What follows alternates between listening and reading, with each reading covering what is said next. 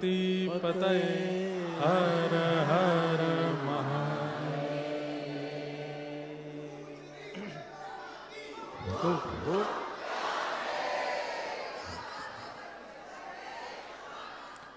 परम मंगल में परात्पर अखिलेश्वर अकारण करुणा वरुणालय भक्त वांछा कल्पतरु तड़िद्वित विनिंदित पीतांबरधारी श्री बालकृष्ण प्रभु श्री राधा रमण लाल श्री राधा गिरधर लाल श्री जगन्नाथ महाप्रभु की परम कृपा से हम आप सब लोग ऑस्ट्रेलिया के सिडनी शहर में हरि चर्चा के द्वितीय सत्र को आज विश्राम की ओर ले चल रहे हैं। ये ऑस्ट्रेलिया की यात्रा अब विश्राम यहाँ हो रही है। अब 1 साल बाद आपसे फिर मिलेंगे। आज इसका विश्राम दिवस है। आप सब लोग खूब प्रसन्न रहिएगा। खूब हम लास्ट में विदाई नहीं, पहले ही विदा हो रहे हैं। खूब प्रसन्न रहना, खूब आनंद में रहना, खूब डॉलर कमाना, लेकिन असद क्रिया मत कीजिएगा। व्यवहार में, विचार में, क्रियाओं में कोई असद कार्य ना बने, इसका बहुत ध्यान रखिएगा। जीवन में मेलबर्न में कथा कर रहा था तो वहां मैंने इस बात पर बहुत जोर दिया था कि संसार रूपी ये संसार एक हॉल है। जैसे इस हॉल में भी एग्जिट के साइन बोर्ड्स लगे हैं कि आप यहां से बाहर निकल सकते हो। इस संसार में झूठे साइन बोर्ड लगे हैं। धन रूपी एग्जिट साइन बोर्ड लगाए, हमको ऐसा लोभ दिया जाता है यहां से निकल जाओ, बाहर हो जाओगे। नहीं, उससे निकलते हैं तो और गहरे, उससे भी बड़े हॉल में पहुंच जाते हैं। फिर वहां एक साइन बोर्ड दिखता है ऐश्वर्य का, यश का, संपत्ति का, काम का, क्रोध का, भोग का। हम सब उनमें प्रवेश करते रहते हैं और जितने ज्यादा उन साइन बोर्ड्स का पालन करते हैं उतने ही गहरे एक हॉल में पहुंच जाते हैं। एग्जिट मिल ही नहीं रहा है। तब जाकर के एक सदगुरु प्राप्त होते हैं और वो कहते हैं हरिनाम रूपी एग्जिट गेट है, इससे जाओ। लेकिन व्यक्ति उन सब एग्जिट गेट्स पर ज्यादा विश्वास कर लेता है और उस हरिनाम रूपी एग्जिट गेट का पालन नहीं करता। इसीलिए बार बार इस चक्रव्यूह में फंसता ही रहता है। शंकराचार्य भगवान कहते हैं पुनरपि जननम पुनरपि मरणम पुनरपि जननी जठरे शयनम। बार बार फिर उसका जन्म होता है और केवल मानव बन के नहीं आता, वो कभी छिपकली बन के आता है, कभी आपके ऑस्ट्रेलिया की स्पाइडर बन के आता है, कभी क्रोकोडाइल, डार्विन के क्रोकोडाइल बन के आता है, कभी कुछ, बार बार योनियां बदलता रहता है, लेकिन इस संसार चक्र से बच ही नहीं पाता। लेकिन कुछ लोग होते हैं जो सदगुरु की आज्ञा मान के उस नाम रूपी एग्जिट गेट को खोल देते हैं और जैसे ही खोलते हैं इस संसार चक्र से बाहर निकलते हैं और संसार चक्र के बाहर दिव्य निकुंज में श्री राधा माधव बैठे हैं। उनके श्री युगल चरणों की प्राप्ति हो जाती है। फिर पुनः उसको इस संसार में नहीं आना पड़ता। हम लोगों का उद्देश्य क्या है? हर एक व्यक्ति का एक मोटिव तो होगा लाइफ का। मुझे अच्छा करना है, मुझे लोगों की सहायता करनी है, मुझे लोगों को पढ़ाना है, लिखाना है, गरीब किसी को नहीं रहना है, सबको ऊपर उठाना है। ये सबके मोटिव होते हैं। पर इनके पीछे भी आपका उद्देश्य क्या है? आप किसी गरीब को क्यों पढ़ा रहे हो, क्यों बढ़ा रहे हो, क्यों इतनी सेवा कर रहे हो? उसके पीछे क्या? कि मैं एक अच्छा इंसान हूं, ये टैग मेरे ऊपर लग जाए। मैं एक दानी पुरुष हूं, मैं एक परोपकारी पुरुष हूं, ऐसा टैगलाइन मेरे आगे लगा दी जाए, बस इसलिए नहीं। अपना उद्देश्य एक ही रखिए कि मुझे दोबारा नहीं आना यहां पर, ये अंतिम होना चाहिए। मुझे फिर जन्म नहीं लेना है, ये मेरा अंतिम जन्म हो। ये हर दिन बोला कीजिए खुद से, ये मेरा अंतिम जन्म होना चाहिए। आप सुबह उठते ही ये बात बोलेंगे कि ये मेरा अंतिम जन्म हो, तो गलत काम सामने आएगा लेकिन करने में हाथ कांपेगा, क्योंकि वही पुनर्जन्म करवाएगा। गलत क्रिया सन्मुख आएगी लेकिन करने में आपका जी घबराएगा। क्यों? क्योंकि वो गलत क्रिया ही पुनर्जन्म कराती है। हर दिन स्वयं से बोलिए कि नहीं, ये मेरा अंतिम जन्म। उसके बाद किशोरी जी को प्रणाम करो, ठाकुर जी को प्रणाम करो, गुरुदेव को प्रणाम करो, नियम करो, साधन करो, कथा सुनो, सब कुछ करो, लेकिन सबसे पहले ये कहो कि ये मेरा अंतिम जन्म हो। आद्य गुरु शंकराचार्य कह रहे हैं ये अंतिम जन्म कैसे अंतिम होगा? भज गोविंदम भज गोविंदम गोविंदम भज मूढ़ मते। अरे मूढ़ मते मतलब मूर्ख व्यक्ति, गोविंद को भज। केवल गोविंद नाम है जो संसार से बाहर कर सकता है। सब तो देख लिया आपने, और क्या देखना है? लंदन देखा, अमेरिका देखा, इंडिया देखा, ऑस्ट्रेलिया भी देख लिया, डॉलर देख लिए, यूरोप में क्या चलते हैं, यूरोज देख लिए, पाउंड्स देख लिए, रुपए देख लिए, सोना देख लिया, चांदी देख लिया, हीरा देख लिया, सुंदर देख लिए, कुरूप देख लिए, काले देख लिए, गोरे देख लिए, अच्छे देख लिए, बुरे देख लिए, अपने देख लिए, पराये देख लिए, लेकिन हरि को देखा नहीं देखा। इसीलिए तो बार बार आ रहे हैं इस संसार में। और ये मैं आप पर थोप नहीं रहा हूं, मैं अपना मोटिव बता रहा हूं। क्यों कथा करते हैं हम? कि इस कथा गा गा करके आपको तो चेताएं, खुद को चेता के बस निकलना है यहां से, दोबारा नहीं आना है यहां पे। ये अंतिम जन्म हो, ये अंतिम देह हो। इसलिए 18 वर्ष की अवस्था से लगे हम सेवा करने में, 29 वर्ष के हो गए। कल हमको कथा करते करते 11 साल हो जाएंगे, कल ही। तो 20 जुलाई 2015, कल तो 19 है, पर आप लोग कल की ही मान लो। 20 जुलाई 2015 को हमने अपने जीवन की सबसे पहली कथा की। अब 20 जुलाई 2026, कितने साल हो गए? 11 वर्ष हो गए। इन 11 वर्षों में एक ही उद्देश्य रखा था, और आगे भी जब तक ठाकुर जी कराएंगे तब तक भी एक ही उद्देश्य है कि बस ये जीवन अंतिम हो। और एक बात हम आपको बता दें, हम बहुत लंबे समय तक कथाएं नहीं करेंगे, हम बहुत लंबे समय तक ये सब नहीं करना है। कुछ दिन, कुछ समय, कुछ साल, और फिर अपने लिए भी समय रखना है, अपने लिए भी करना है, सबको कुछ कुछ सूत्र दे करके, और फिर अपने लिए भी सोचना है। और ये बात, कई बार ये बातें सुन के हमारे पूज्य गुरुदेव भी नाराज होते हैं, माँ भी कहती हैं, पिताजी, कई शिष्य भी, कई श्रोता भी, लेकिन ये फैक्ट है। जीवन भर इसमें आपको कथा सुनाने में तो इतना आनंद आता है कि उससे बड़ा कोई आनंद नहीं, कोई सुख नहीं। लेकिन कहीं ना कहीं कथा के साथ बहुत सारी चीजें मिलती हैं, सम्मान मिलता है, यश मिलता है, धन मिलता है, ऐश्वर्य मिलता है, और वो सब जब मिलता रहता है ना, तो कभी कभी चिंतन होता है, क्या इसी के लिए ही कर रहे हैं क्या?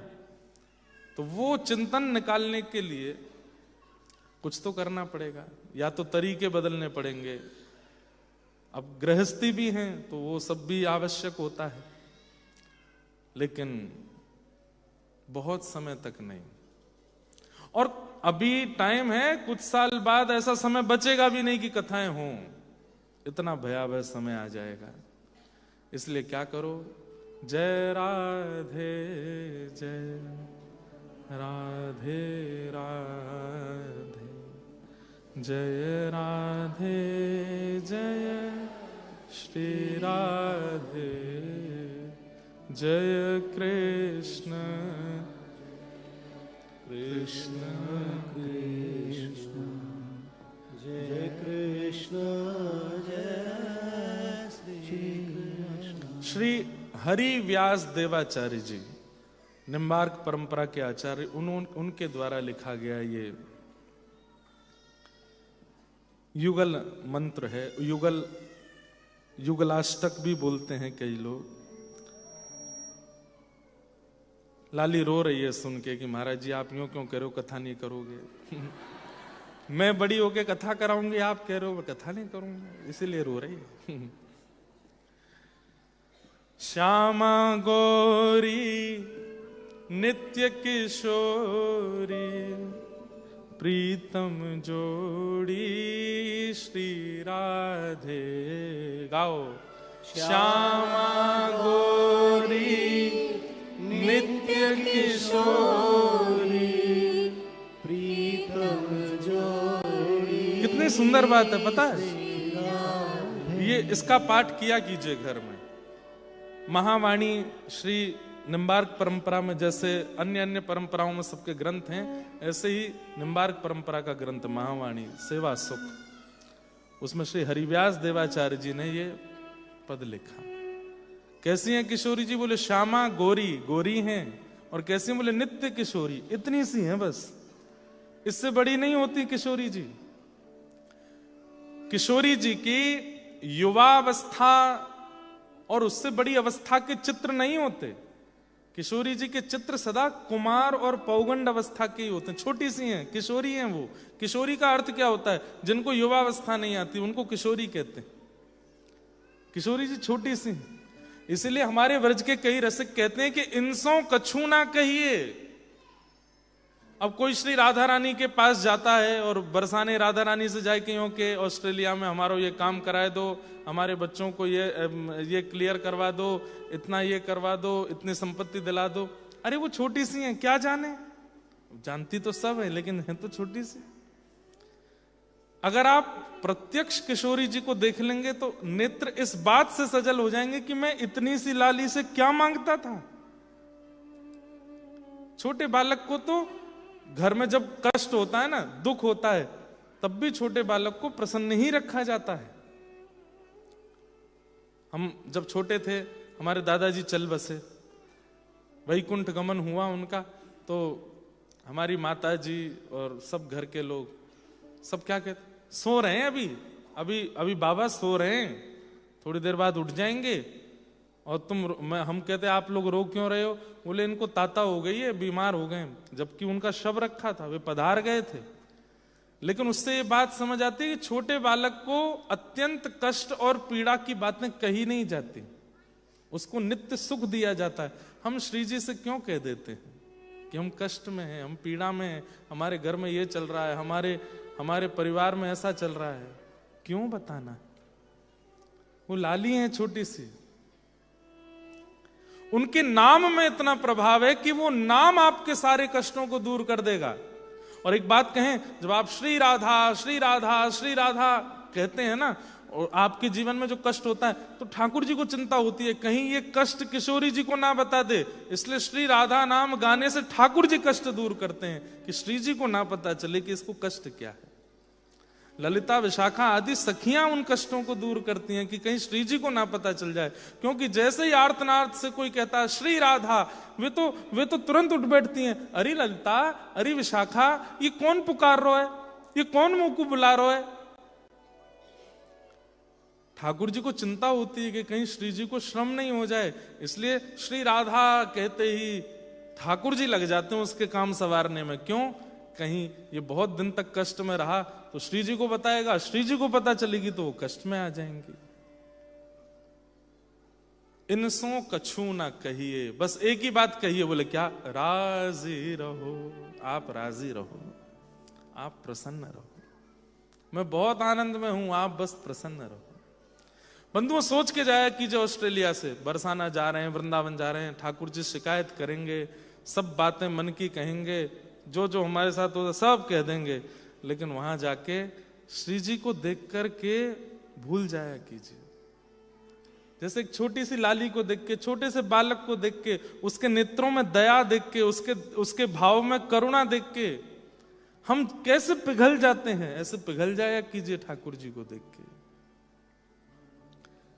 श्यामा गौरी नित्य किशोरी प्रीतम जोरी श्री कृष्ण श्री राधे।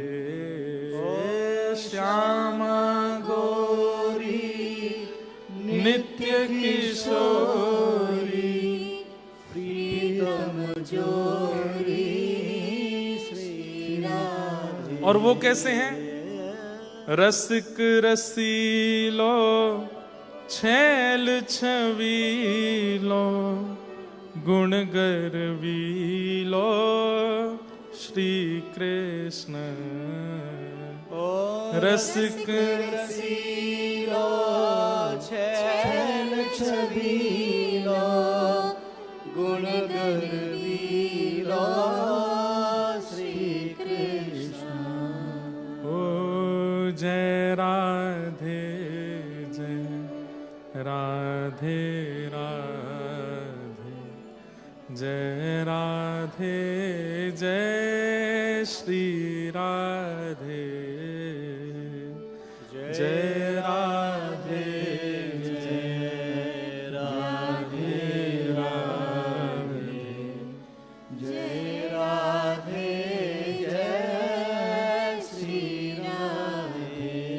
ओ जय कृष्ण जय कृष्ण कृष्ण जय कृष्ण जय श्री कृष्ण जय कृष्ण जय कृष्ण कृष्ण जय कृष्ण जय श्री कृष्ण। जय राधे जय राधे राधे जय राधे जय श्री राधे जय राधे जय राधे राधे जय राधे जय श्री हरि व्यास देवाचार्य जी जिन्होंने ये पद रचना की, अनेक पद हैं इनके भी महावाणी में, इनका चरित्र भी बहुत सुंदर है। अब पूरा चरित्र तो हम कभी सुनाएंगे, पर ये अपने गुरुदेव से दीक्षा लेने के लिए गए तो इनके गुरुदेव ने इनसे पहला प्रश्न किया, सब लोग ध्यान से सुनो, इधर देखो, कि बताओ, हमें देख के बताओ क्या दिखाई दे रहा है। तो इन्होंने कहा, गुरुदेव आपने श्वेत वस्त्र पहने हैं, सिर पर सुंदर तिलक धारण किया है और आपकी यहाँ पर करुआ जी रखे हैं, नीचे आसन बिछा है और इधर राधा कुंड है, इधर श्याम कुंड है, पीछे गिरिराज जी हैं और आपके ऐसे केश हैं, ऐसे कान हैं, ऐसी आंख हैं, सब बता दिया। गुरु जी बोले दीक्षा नहीं देंगे, जाओ गिरिराज जी की परिक्रमा लगाओ 11, उसके बाद देंगे। इन्होंने गिरिराज जी की 11 परिक्रमा लगाई। 11 परिक्रमा लगा के जब लौट के आए, 2-3 दिन लगे, पांव में छाले पड़ गए। गुरुदेव को आके प्रणाम किया। गुरुदेव ने कहा, अब बताओ क्या दिख रहा है। गुरुदेव आपने आज सुंदर तिलक धारण किया है, आज पीला चंदन भी लगाया है और आप में से सुंदर सुगंधी आ रही है, इस समय इत्र लगाया है और अब ये सोचने लगे कुछ एक्स्ट्रा बताऊं, ये मेरे को फिर भेज देंगे नहीं तो। इन्होंने 2-3 बातें और बताई। बोले सुनो 11 परिक्रमा और लगा के आओ, जाओ। इतने व्याकुल हो गए बेचारे, गिरिराज जी से प्रार्थना करें, रज को प्रणाम करें और सबसे कहें मैं कितना अभागा हूं, मुझे गुरुदेव दीक्षा क्यों नहीं देते। तीसरी बार जब आए तो गुरुदेव ने फिर पूछा, क्या दिख रहा है। अब ये इतने गौर से देखें कि ऐसा है क्या जो मैं देख नहीं पा रहा हूं। इन्होंने 1-2 बातें और बढ़ा करके गई। गुरुदेव बोले जाओ जाकर, गुरुदेव आप दीक्षा देते क्यों नहीं हो। बोले लाला, जब तक दृष्टि की बात नहीं पता चलेगी मैं नहीं दूंगा। अब की बार तो ये रोते बिलखते हुए गिरिराज जी से प्रार्थना करें। मानसी गंगा में स्नान कर रहे हैं तो स्नान ही कर रहे हैं, गिरिराज जी की शिलाओं का आलिंगन कर रहे हैं तो आलिंगन में ही पड़े हैं और बस सबसे रो रहे हैं कि मेरे गुरुदेव स्वीकार क्यों नहीं कर रहे हैं। अब की बार जब परिक्रमा लगा करके लौटे, गुरुदेव को आके जैसे ही प्रणाम किया, गुरुदेव ने पूछा क्या दिख रहा है। प्रणाम करके आपने जैसे ही शीश उठाया तब क्या देखते हैं कि गुरुदेव की एक तरफ गोद में ठाकुर जी और दूसरी तरफ श्री जी विराजमान है। दोनों युगल गोद में बैठे हैं। नेत्र पुलकित हो गए, अब शब्द नहीं बोल पा रहे हैं, हाथ कांप रहे हैं और पूरे अंग पर रोंगटे खड़े हो रहे हैं। गुरुदेव बोले क्या दिख रहा है? तो खूब प्रयास करें लेकिन शब्द प्रकट ना हो, बहुत मुश्किल से कहे कि आपकी श्री गोद में दोनों युगल सरकार विराज रहे हैं। गुरुदेव ने कहा अब दीक्षा देंगे, आओ। मतलब मानव बुद्धि दिख रही है गुरु के प्रति तो दीक्षा नहीं दे रहे हैं। जब लगे कि हाँ हमारे गुरुदेव श्री प्रिया प्रियतम के श्री चरणों में विराजमान, उनको नित्य विहार कराने वाले हैं, तब दीक्षा दी। उन्होंने ये पद की रचना की। तो ऐसे संकीर्तन, देखिए भंडार तो भरा पड़ा है हम लोगों के पास में मुक्त होने का, लेकिन हम होना ही नहीं चाह रहे हैं। संसार इतना प्रिय लगने लग गया है कि यहां से जाना ही नहीं चाह रहे हैं। पर हमारी बात को आज नहीं तो कल सीरियसली ले लीजिएगा। यह संसार, हमारी बात मत लीजिए सीरियस, मीराबाई की लो। यह संसार सकल जग झूठा, झूठा कुल रानाता। ये संसार सकल जग झूठा, झूठा कुल रानाता। साचे कौन फिर? मीरा के प्रभु गिरधर नागर, मीरा के प्रभु गिरधर नागर, मीरा के प्रभु नटवर नागर, मीरा के प्रभु नटवर नागर। हरि चरणा चितराची गिरधर जन्म मरण रासा थे। गिरधर जन्म मरण रासा थे। हो याए नाय बिसरू में दिन राती, हो याए नाय बिसरू में दिन राती। गिरधर जन्म मरण रासा थे। गिरधर जन्म मरण रासा। एक ही है बस, बिन गोपाल को नहीं अपनो। सब झूठे हैं संसार में। हम नीचे आके तो नहीं बोल सकते, लेकिन यहां बैठ के सब बोल सकते, सब झूठे। कोई भी आपके साथ केवल और केवल और केवल और केवल स्वार्थ से जुड़ा है, उसका कोई काम सिद्ध हो रहा है आपसे, चाहे वो आपके परिवार का ही व्यक्ति क्यों नहीं है। और ये बात सब जानते हैं, मेरे बताने की कोई आवश्यकता नहीं है। कभी प्रयास करना जबरदस्ती नालायक बनने का। जानते हैं नालायक किसको कहते हैं? जो किसी लायक ना हो। एक बार कोशिश करो, समर वेकेशन हो, विंटर वेकेशन, वेकेशंस में करोगे तो काय बात के नालायक।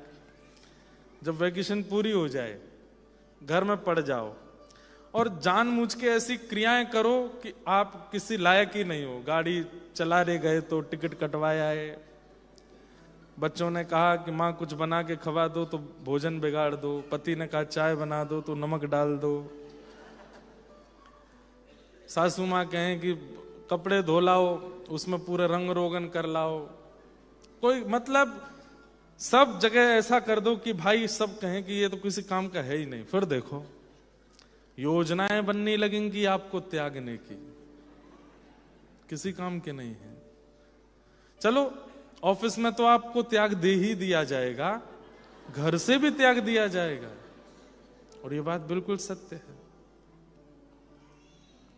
लेकिन आप चाहे लायक बनो चाहे नालायक बनो, आपके सेवा के ठाकुर जी आपको नहीं छोड़ेंगे, वो हमेशा आपके पास रहेंगे।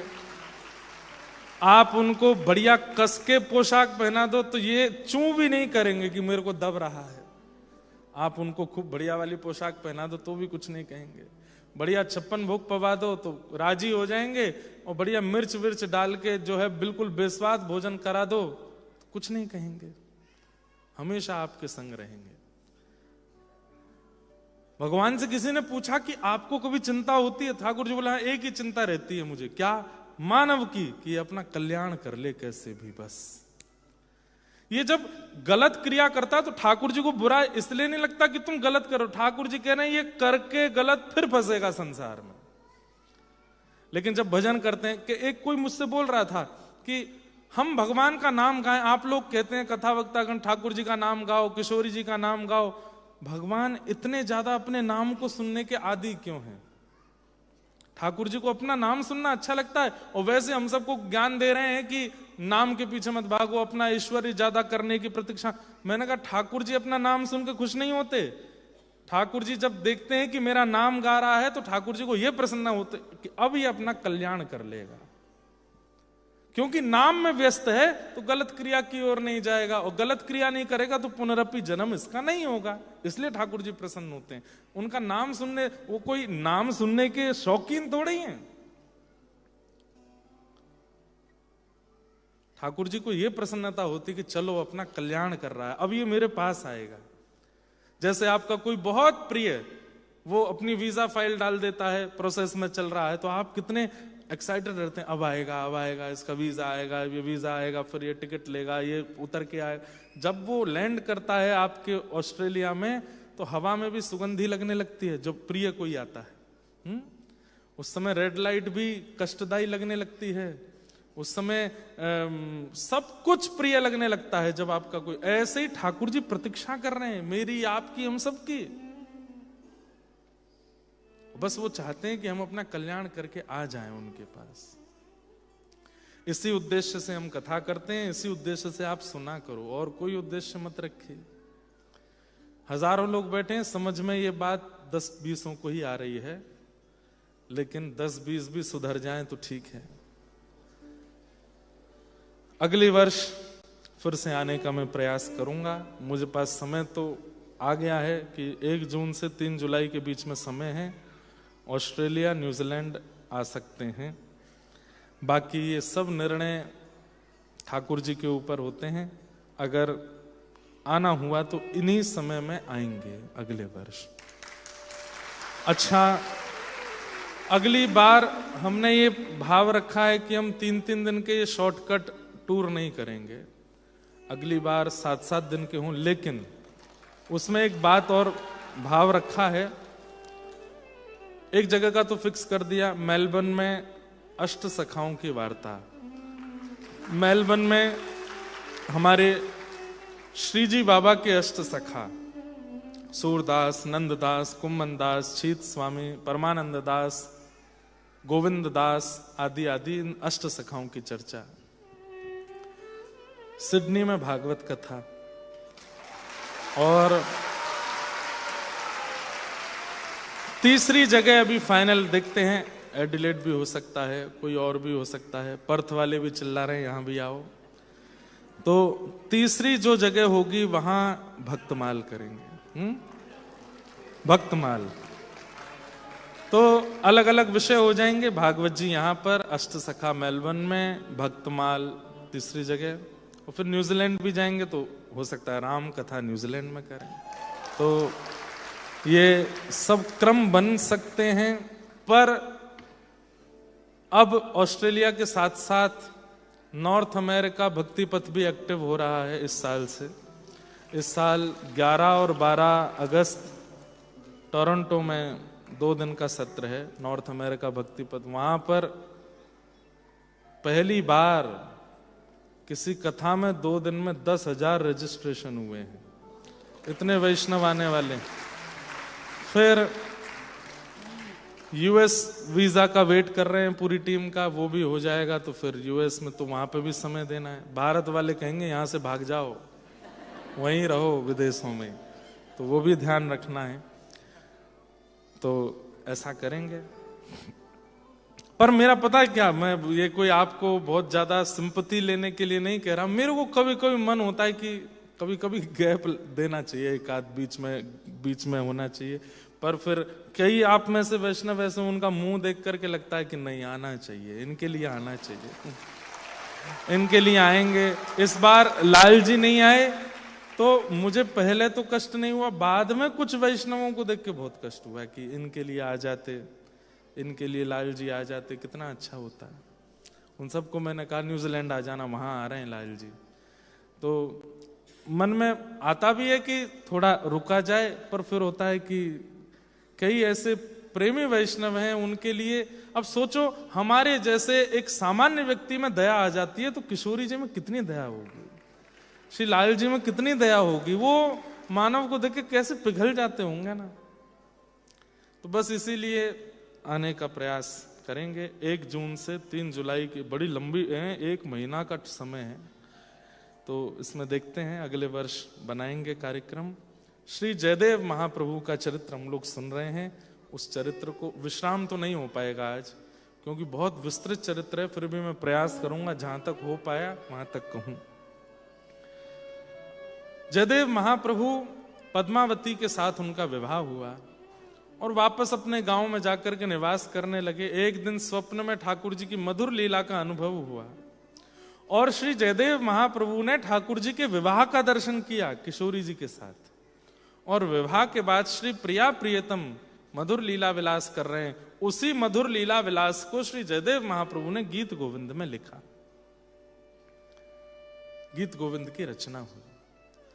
इतना प्रिय लगा महाप्रभु जगन्नाथ को गीत गोविंद।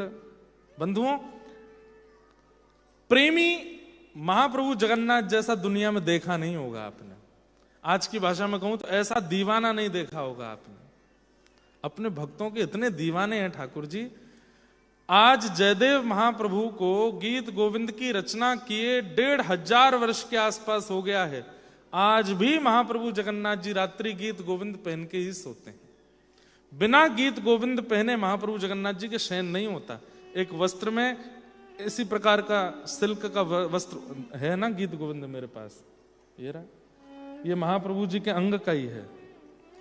इसमें उड़िया भाषा में गीत गोविंद देखो, ये अक्षर कुछ हैं, ये दिखाई दे रहे होंगे, ये रहे, ये सब गीत गोविंद लिखे हैं। इसी को पहन के सोते हैं महाप्रभु जगन्नाथ जी रात्रि में। इतना प्रेम ठाकुर जी को गीत गोविंद से है। क्यों?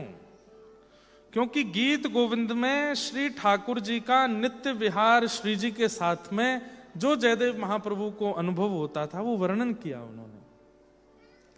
अच्छा, एक बात मैं स्पष्ट कर दूं, गीत गोविंद प्रारंभिक भक्तों के लिए नहीं है।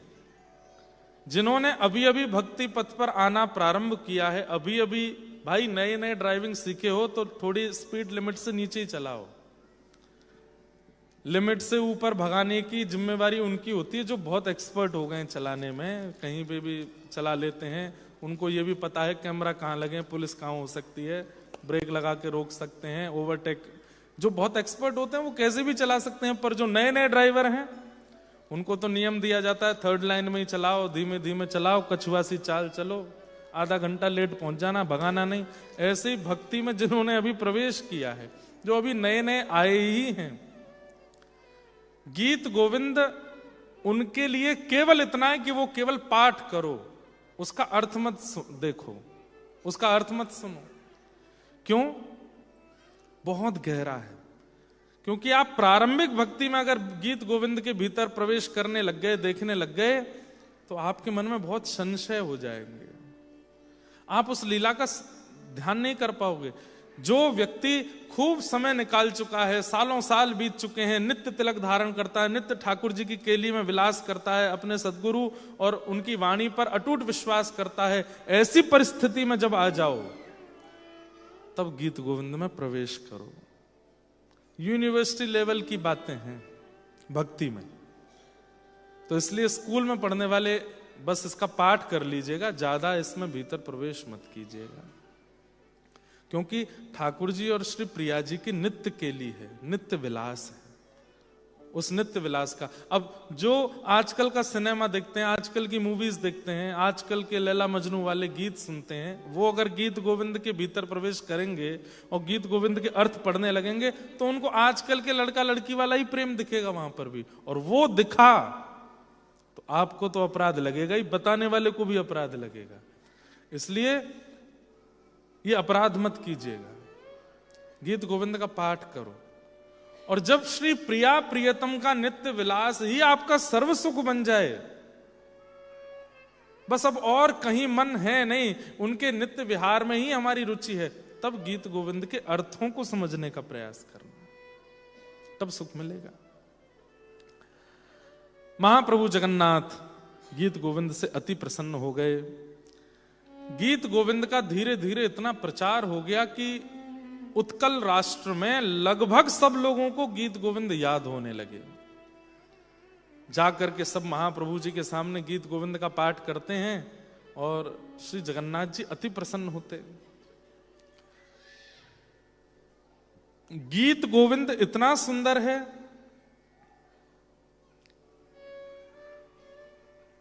तो गीत गोविंद के साथ साथ जयदेव महाप्रभु का भी बहुत प्रचार हो गया। जिसका प्रचार होता है उससे जलने फूकने वाले लोग बहुत हो जाते हैं, बेवजह उससे चिढ़ने लगते हैं। और एक बात बहुत अच्छे से निवेदन कर दूं, काम क्रोध लोभ मोह आदि आदि दोष यदि आपके अंदर आए हैं तो आप बहुत गंभीर बीमार नहीं हो, लेकिन अगर आपके अंदर ईर्ष्या आ गई है तो ये ऐसी बीमारी की तरह है जिसका कोई इलाज नहीं है। इसलिए ईर्ष्या को मत आने दीजिएगा। लेकिन दुर्भाग्य की बात यह है कि इस हॉल में बैठे हुए भी और संसार में भी सबसे ज्यादा ईर्ष्या ही है लोगों के अंदर। आप लोग तो कमाते हैं, आप लोग तो बनाते हैं, आप लोग तो गाड़ियां लेते हैं, तो आपसे ईर्ष्या हो जाती है।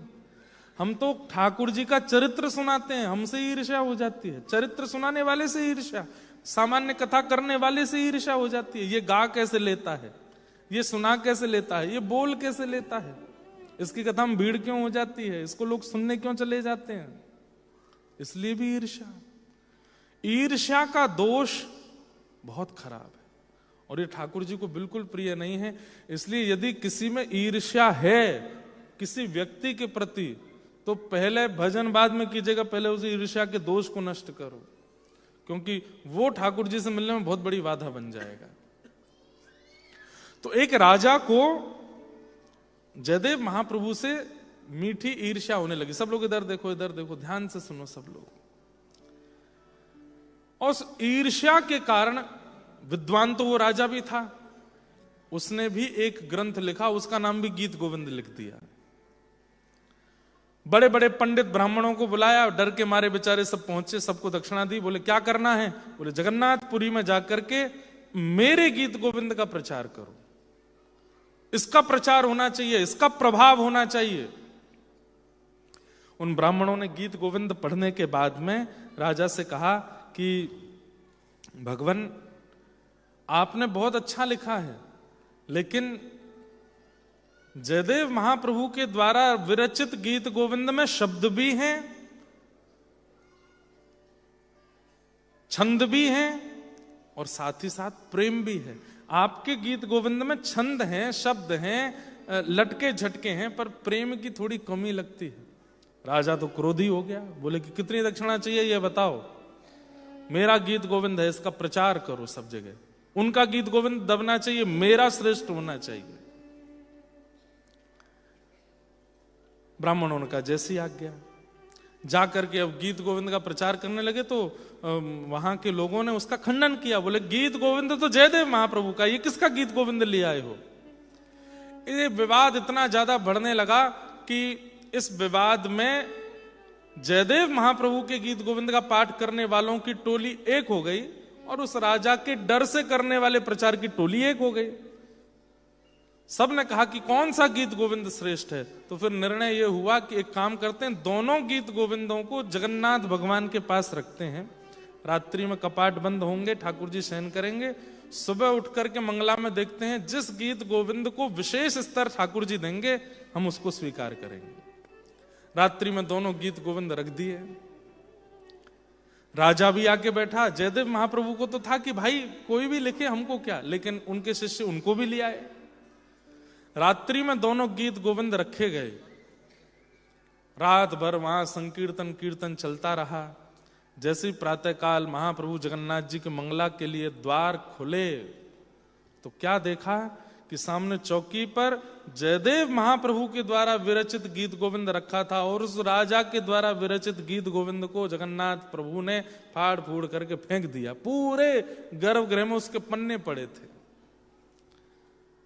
जय हो जय हो जय घोष होने लगा।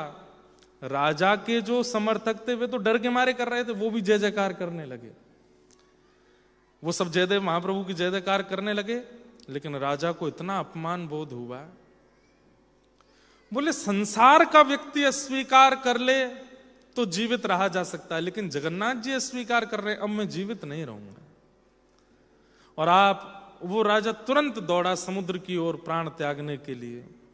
महाप्रभु जगन्नाथ जी बोले है तो ये भी भक्त, लिखा तो इसने भी कुछ है, लेकिन मुझे प्रिय नहीं लगा, उसमें मैं क्या करूं।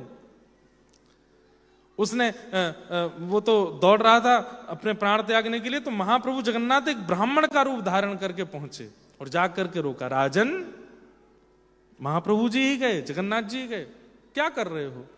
बोले महाप्रभु जगन्नाथ जी ने मेरे गीत गोविंद को स्वीकार करना तो दूर की बात, उसके पन्ने फाड़ दिए, अब मैं जीवित नहीं रहूंगा। तब उस ब्राह्मण ने कहा देखो तुमने एक अपराध किया, एक नहीं 2 अपराध किए। क्या? पहला अपराध, तुम ठाकुर जी के वैष्णव के प्रति प्रतिस्पर्धा कर रहे हो, कंपटीशन कर रहे हो उससे। अरे उसने गीत गोविंद जगन्नाथ जी को रिझाने के लिए लिखा, लेकिन तुमने गीत गोविंद लोक रंजन के लिए लिखा, जगत को रिझाने के लिए लिखा। तो 2 अपराध ये हुए कि एक तो भगवान के भक्त से प्रतिस्पर्धा, और दूसरा किसी भाव का निर्माण जन को रिझाने के लिए, ठाकुर जी को रिझाने के लिए नहीं। आप कैसे कह सकते हैं इस बात को? तो बोले कि जब गीत गोविंद की रचना जयदेव ने की, सबसे पहला जाकर के महाप्रभु जी को सुनाया। तुमने सुनाया? राजा बोला मैंने तो नहीं सुना। तुमने क्या किया? ब्राह्मणों को बुलवा करके अपना गीत गोविंद पढ़वाया कि अच्छा है कि नहीं, अच्छा है तो इसका प्रचार करो। तुमने महाप्रभु जी को सुनाया? तब उस राजा ने कहा अब मैं क्या करूं? बोले अपना एक काम करो, जयदेव महाप्रभु के पास जाओ और उनके गीत गोविंद में एक एक श्लोक अपने हृदय का जोड़ दो, बस यही हो सकता है, गीत गोविंद तो उन्हीं का ही रहेगा।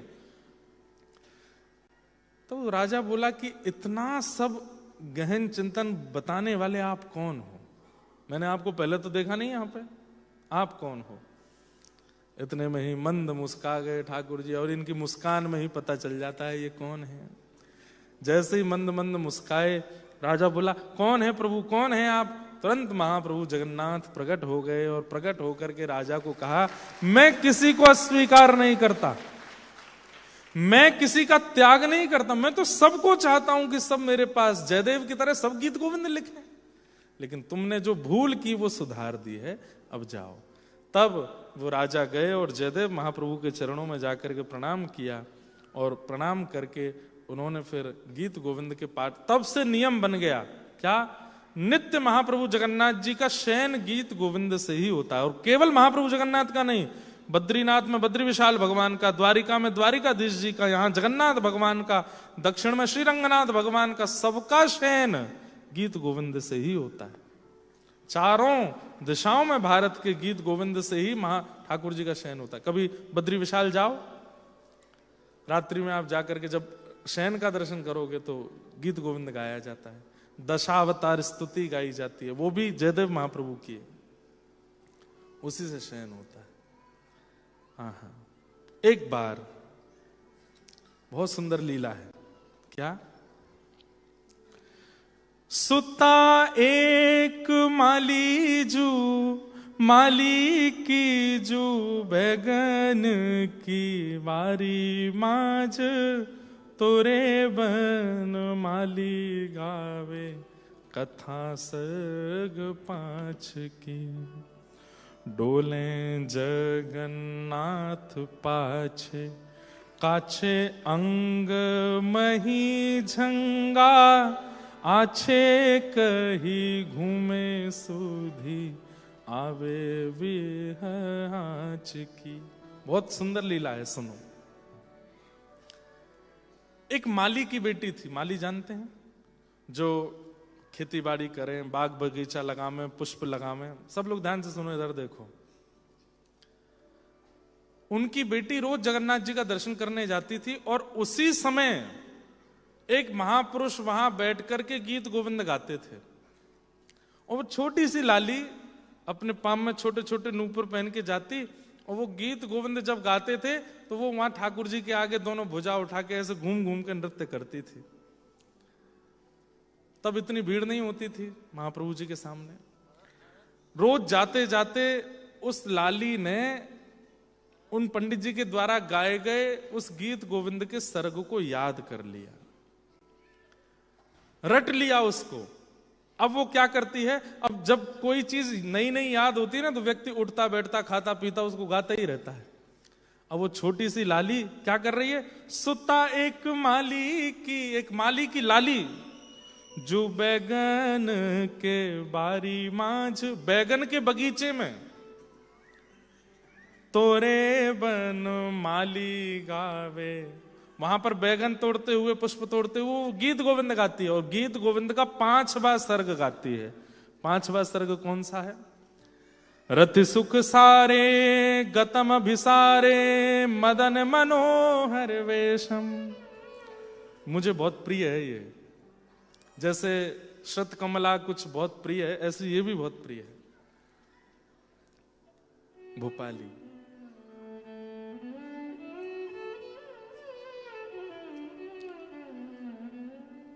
रति सुख सारे गतम अभिसारे मदन मनोहर वेशम, न कुरु नितंबनी गमन विलंबन मनुसरतम हृदयेशम। धीर समीरे यमुना तीर, बसती बने बनमाली। धीर समीरे यमुना तीर, बसती बने बनमाली। धीर समी संस्कृत में है, लेकिन आप लोग, हमारे शास्त्रों में एक श्लोक कहा जाता है, जानाति विविधा भाषा जानाति विविधा कला, आत्मा नैव न जानाति यो न जानाति संस्कृतम। जो अनेक भाषाएं जानता है, अनेक कलाएं जानता है, लेकिन संस्कृत नहीं जानता, वो कभी अपने आप को नहीं जान पाएगा। आप लोग भले ही संस्कृत बोल नहीं पाते, समझ नहीं पाते, लेकिन आपकी आत्मा समझती है, क्योंकि वो देव भाषा जानती है। इसलिए भले ही गा नहीं पाएंगे आप, लेकिन सुनिए और शब्द सुनने का प्रयास कीजिए, थोड़ा अर्थ समझ में आएगा। गीत गोविंद का 5वां सर्ग। हे धीर समीरे यमुना तीर, बसती बने वनमाली। धीर समीरे यमुना तीर, बसती बने वनमाली। गोपी पिन पयोधर मरदन,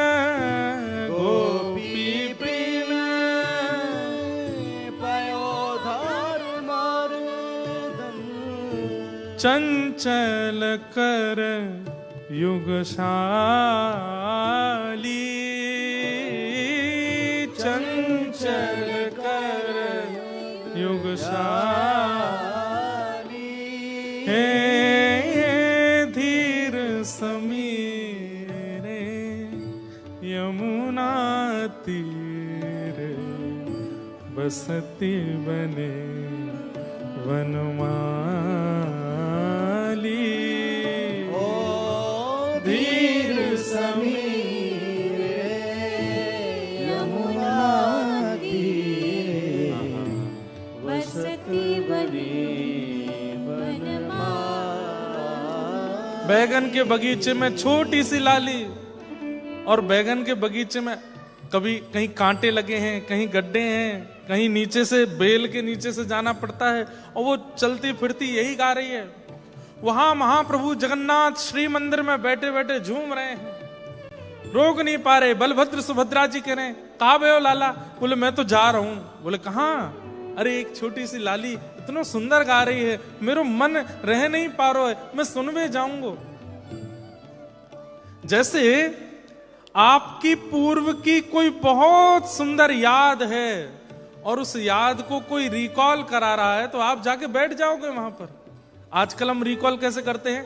अपने 10 साल पुराने वीडियोस देखेंगे, फोटोज देखेंगे, उसकी कोई बनी हुई पिक्चर देखेंगे तो हमको अच्छा लगता है ना। ऐसे ही यमुना तट पर संध्या के समय पर वनमाली भेष धारण करके कैसे ठाकुर जी ने लीला की किशोरी जी के साथ, उसको वह छोटी सी लाली गा रही है और महाप्रभु जगन्नाथ दौड़ पड़े मंदिर से।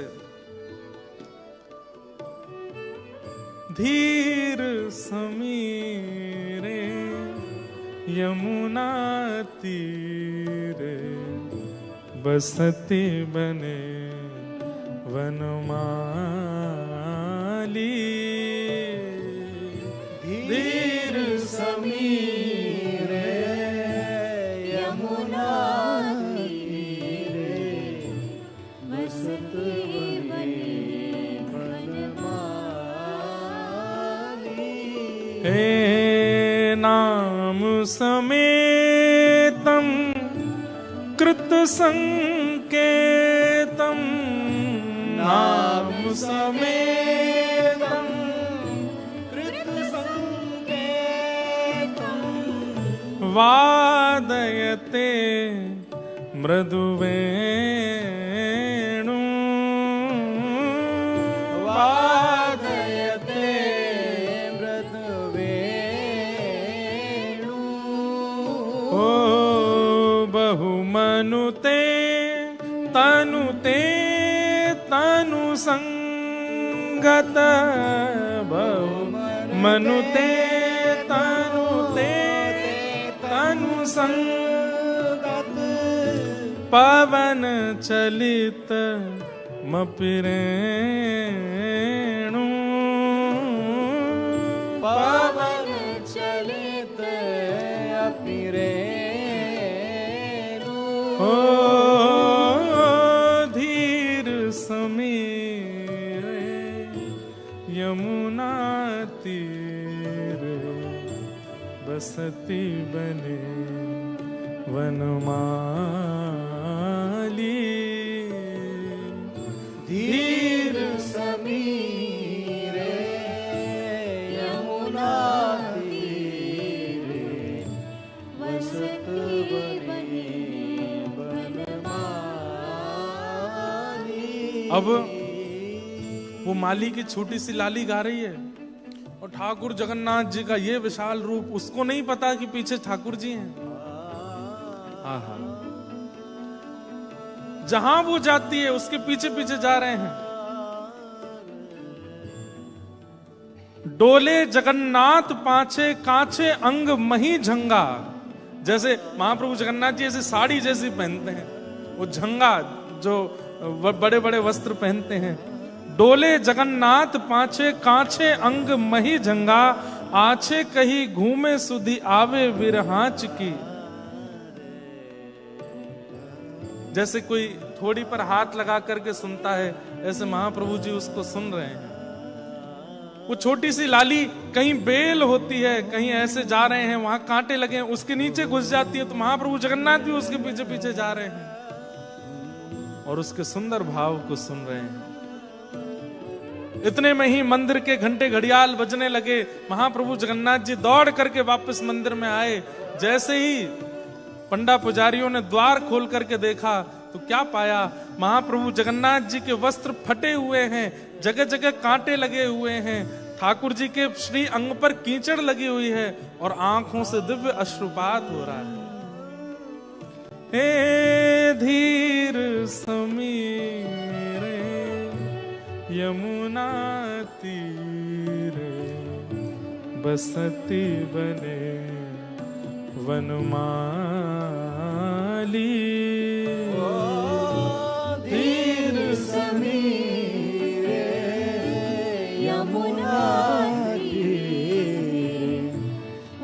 बसती बसे बनमाली।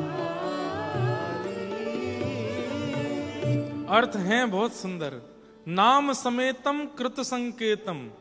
ठाकुर जी अपनी वेणु को जब बजा रहे हैं तो उस वेणु पर जिस गोपी से मिलना है उसका नाम गा रहे हैं, और उस गोपी को सुनाई दे रहा है कि ठाकुर जी मुझे बुला रहे हैं। वो गोपी कोई और नहीं है, श्री किशोरी जी हैं।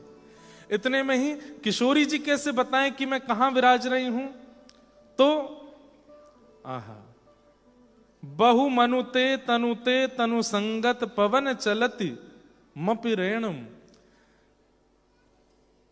अब ठाकुर जी ढूंढ रहे हैं किशोरी जी कहाँ हैं। अब किशोरी जी कैसे बताऊं कि मैं यहां हैं। अब संकोच भी तो, प्रेम में संकोच होता है ना। किशोरी जी चाहें तो बोल सकती हैं श्याम सुंदर मैं यहां हूं, लेकिन आसपास सब सखियां बैठी हैं, इनके सामने बोलने में थोड़ा संकोच हो रहा है। तो क्या करती हैं, पवन बहती है और वो किशोरी जी के श्री अंग का स्पर्श करके उनके अंग की सुगंधी को लेकर के श्री ठाकुर जी को स्पर्श कर देती है। ठाकुर जी जैसे उस सुगंधी का अनुभव करते हैं और उस पवन का अनुभव करते हैं, ठाकुर जी को दिशा का बोध हो जाता, अच्छा इस दिशा में प्रिया जी विराज रही हैं। और श्री ठाकुर जी चलते हुए वहां पहुंचते हैं, तभी देखते हैं सब सखियों के साथ। अब इतना सुंदर है गीत गोविंद, और कोई बात ही नहीं है पूरे गीत गोविंद में, केवल प्रिया प्रियतम का नित्य विलास। आजकल के लोग कहां समझ पाएंगे इसको। अब वो नन्ही सी बालिका गा रही थी तो महाप्रभु जी गए, जगह जगह से वस्त्र फट गए, कांटे लगे, कीचड़ लगे। अब जैसे ही पंडा पुजारियों ने द्वार खोला, फट्यो पट देखी नृप पूछी अहो भयो कहा। फटे हुए वस्त्र देख करके सब, अरे महाप्रभु जगन्नाथ क्या हुआ, आपके वस्त्र कैसे फट गए और ये कांटे कंकड़ कैसे लग गए आपको। जानत ना हम अब कहो बात साच की। अब हमें बताइए साची कहां गए थे आप और ये वस्त्र कैसे फट गए, कोई भीतर घुस गया था क्या। बगल में बैठे दोनों भैया बहन बोले पता ही नहीं है कहां कहां जाते हैं ये, हमको तो लेके ही नहीं जाते हैं, और ना जाने कहां कहां कौन कौन से इनके प्रेमी बैठे हैं, चुपचाप निकल जाते हैं। वैसे रथ में जाना हो तो 1000 लोगों से नहीं उठते हैं, और जब कोई प्रेमी बुलाता है तो ऐसे धम धम कूद के भाग जाते हैं। सब पंडा पुजारी बोले जय जय कहां गए थोड़े बताओ तो। तब ठाकुर जी कह रहे हैं प्रभु ही जनाई मन भाई मेरे बही गाथा। अरे मैं कहा बताऊं, मैं अपने गुरुजी के पास गया था। गुरुजी? बोले कौन गुरुजी? बोले एक माली है जगन्नाथपुरी में, उसकी लाली मेरी गुरुजी है। बोले गुरुजी क्यों है? अरे वो गीत गोविंद का 5वां सर्ग मेरे को याद करा रही है, इतनी सुंदर सुंदर लीला सुनाती है, उसको सुनने के लिए मैं गया था। अच्छा कहां गए थे? प्रभु ही जनाई मन भाई मेरे वही गाता। अरे वो तो एक माली की लाली है, बैगन के बगीचे में गा रही थी खड़े होकर के, तो सुनने गया तो बैगन के बेल के भीतर प्रवेश करने में, झाड़ियों में जाने में मेरे को कांटे लग गए, मेरे वस्त्र फट गए। बहुत सुंदर गाती है, ऐसे डोल डोल के गाती है, उसी को सुनने गया था। पंडा पुजारी बोले खुद को बैगन का भोग नहीं लगता, निषेध है, मंदिर में बैगन का भोग नहीं लगता जगन्नाथ जी को, और खुद डोलने चले गए बैगन के बगीचा में। जय जय, चलो आपके वस्त्र ठीक कर दें। ठाकुर जी के वस्त्र आदि सब उचित किए, भोग लेके आए तो ठाकुर जी भोग नहीं लगा। मैं क्या हुआ? बोले कि तुमने घंटे घड़ियाल बजा दिए, 2-3 श्लोक सुन के मुझको भागना पड़ा, मेरे मन में अभी भी वही चल रहा है, मैं भोग प्रसाद नहीं पाऊंगा। बोले कैसे पाएंगे? बोले उसको बुलाओ यहाँ पे, वो छोटी सी लाली को यहाँ लेके आओ और उसको बोलो पूरा सुनाए मुझे बैठ करके। वो जब पूरा सुना देगी उसके बाद मैं भोग पाऊंगा। सब पंडा पुजारी राजा सब सोचने लगे, बताओ बड़े बड़े ब्राह्मण गुरु नहीं बनाए इन्होंने, माली की लाली गुरु बना ले। पालकी भेजी गई, राजशाही पालकी गई है माली के यहाँ। जैसे ही वो पालकी आई, माली बोला अरे महाराज क्या हुआ? बोले आपकी लाली को महाप्रभु जगन्नाथ बुला रहे हैं। माली तो नाचने लगा, उसकी पत्नी, उसके सब परिवार के लोगों में मानो जैसे ठाकुर जी बुला रहे हैं। और वो छोटी सी लाली उस पालकी में बैठ करके जा रही है, पूरा जगन्नाथपुरी उस लाली के दर्शन करके निहाल हो रहा है, महाप्रभु जगन्नाथ बुला रहे हैं। भीतर प्रवेश होते ही सब पंडा पुजारियों ने दिव्य दिव्य सुगंधित जल से उस लाली को स्नान कराया। स्नान करा करके नई पोशाक पहनाई, बिल्कुल सुंदर उसका श्रृंगार पत्रावली आदि करके जैसे ही महाप्रभु जी के सामने ले गए, महाप्रभु जी के अधर पर ऐसी मधुर मुस्कान और ऐसे झूमने लगे और मानो जैसे कह रहे हो सुनाओ। सामने खड़े होकर के वो लाली गाने लगी, धीर समीरे यमुना तीरे बसती बने वनमाली, धीर समीरे यमुना तीरे बसती बने वनमाली। रचयति शयनं सचकति नयनं, रचयति शयनं सचकित नयनं, पश्यति तव पंथानं, पश्यति तव पंथानं, मुखरमधीरं त्यज मंजीरं, मुखरमधीरं त्यज मंजीरं, रिपुमेव केलिसुलोलम्,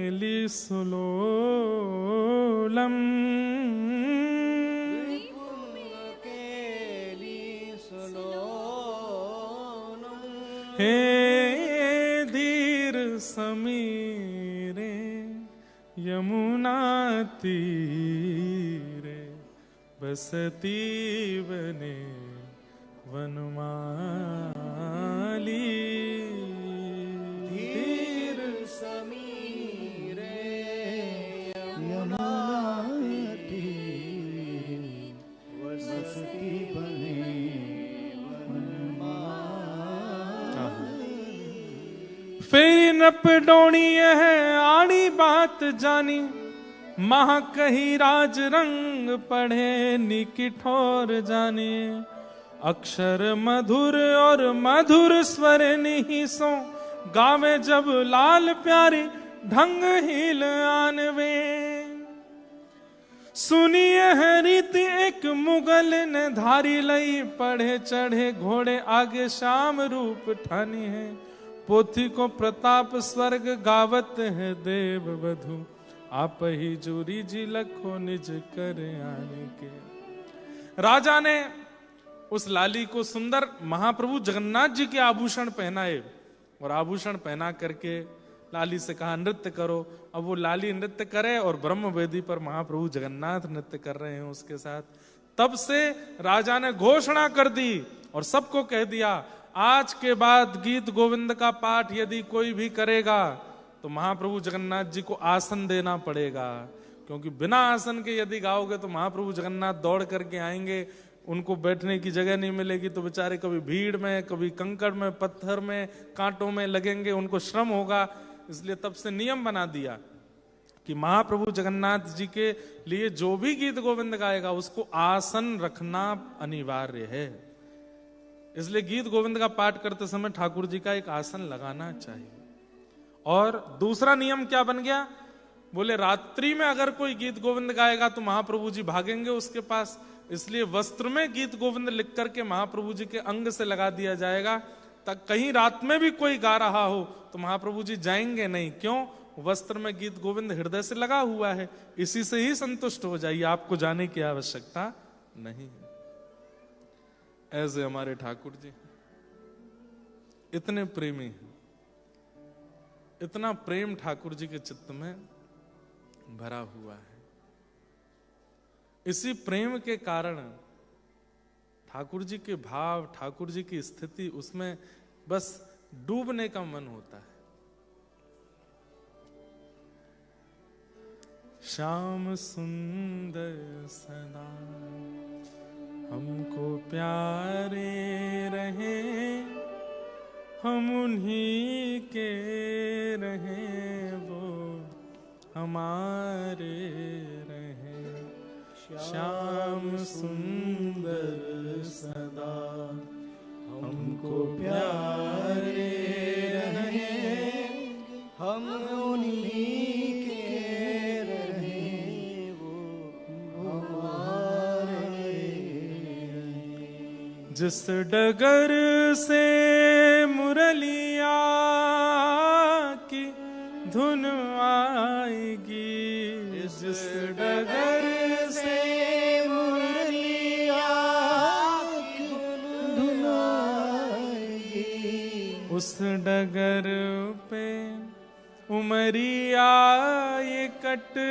जाएगी, उस डगर पे उमरिया कट जाएगी, उस डगर पे उमरिया ये कट जाएगी, उस डगर में उमरिया कट जाएगी। उनकी तस्वीर मन में बसाए रहें, हम उन्हीं के रहें, वो हमारे रहें। उनकी तस्वीर मन में बसाए रहें, हम उन्हीं के रहें, वो हमारे रहें। एक बात तो माननी पड़ेगी बंधुओं, पुकारने पर ही ये आते हैं, किसी को बुलाया ना हो वो कैसे आवे। और इनके में विशेष भाव ये है कि करुण पुकार से जब बुलाओगे तो आते हैं। अच्छा, आप कहोगे महाराज जी हम तो बहुत बुलाते हैं, आते तो नहीं। अरे पुकारते पुकारते जब नेत्र सजल हो जाए ना, समझना ठाकुर जी आ गए। ये नेत्र सजल ऐसे ही नहीं होते हैं। हमारे पूज्य मुरारी बापू एक बार कथा में कह रहे थे कि जब कृष्ण विरह में विरही रोने लग जाए तो समझ जाओ श्री कृष्ण उसको छू रहे हैं, इसीलिए वो रो रहा है। आते हैं, कोई करुण भाव से पुकारे तो सही, इनको बुलावे तो सही, ये आते हैं।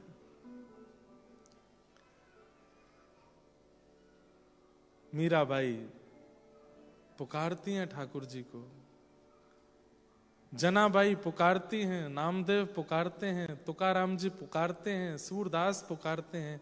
हम पुकारते हैं पर हमारी पुकार में शब्द है, हमारी पुकार में स्वर है, हमारी पुकार में प्रेम नहीं है, वो उत्सुकता नहीं है, इसलिए ठाकुर जी आते नहीं। हमारी पुकार में सब भाव है, लेकिन वैसा आकर्षण और प्रेम नहीं कि ठाकुर जी चले आवे।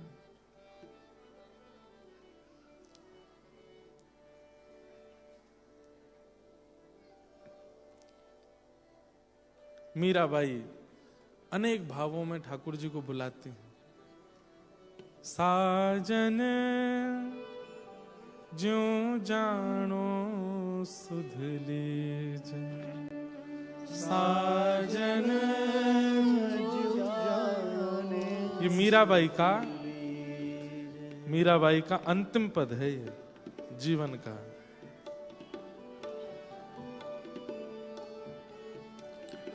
साजन ज्यों जानो सुध लीजे, साजन ज्यों जानो सुध लीजे, साजन ज्यों जानो सुध लीजे, साजन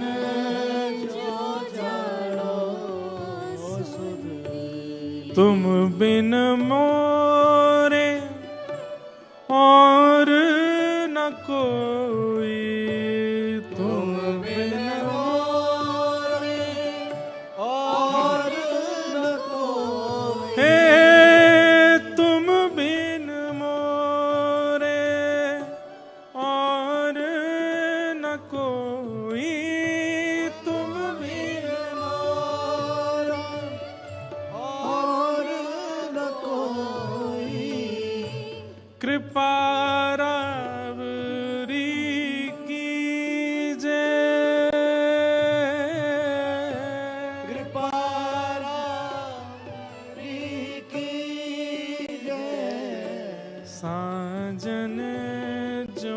जानो सुध लीजे।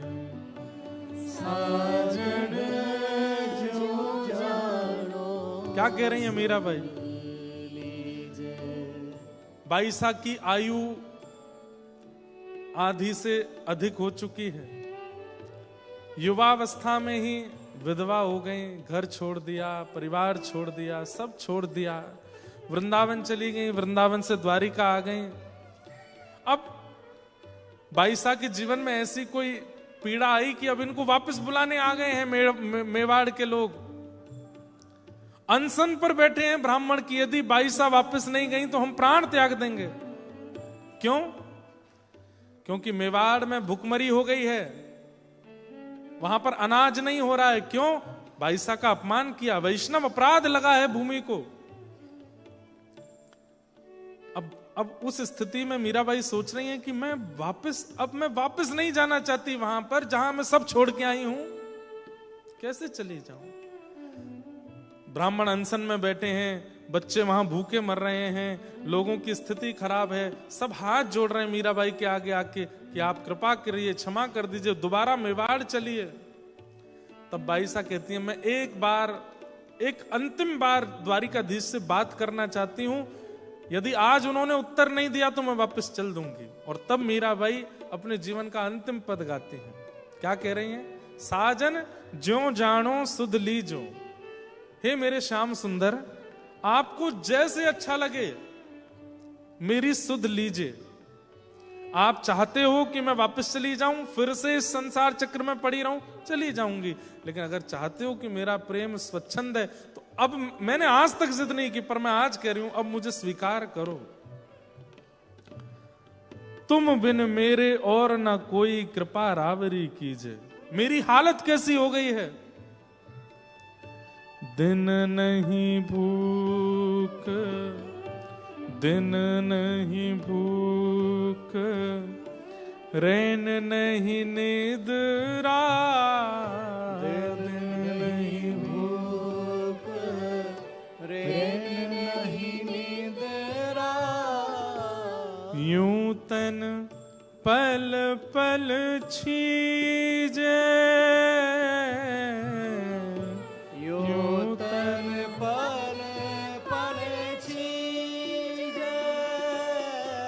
हो मीरा के प्रभु गिरधर नागर, मीरा के प्रभु गिरधर नागर। हे मीरा के प्रभु गिरधर नागर, मीरा के प्रभु गिरधर नागर।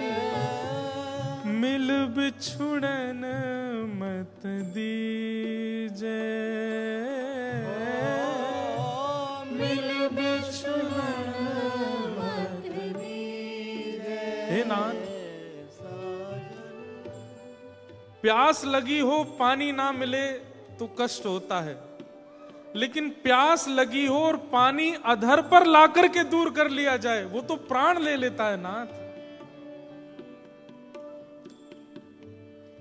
आपके मिलन की प्यास थी मुझे, नहीं मिल रहे थे तो मैं जी रही थी, लेकिन अब मेरे इतने सन्मुख आकर के, मेरे आधे से ज्यादा जीवन के निकलने के बाद ये मुझसे वापस जो भक्ति छीनी जा रही है नाथ, ये प्राण विदारक है।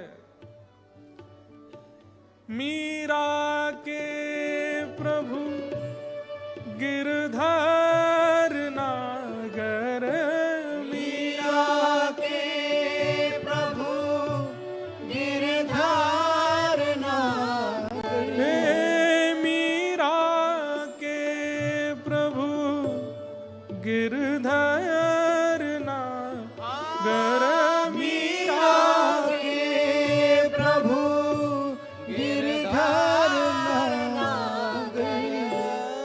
मिल बिछुरन मत दीजे,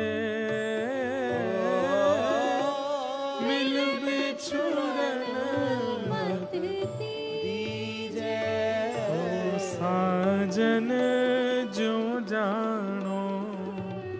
सुध लीजे।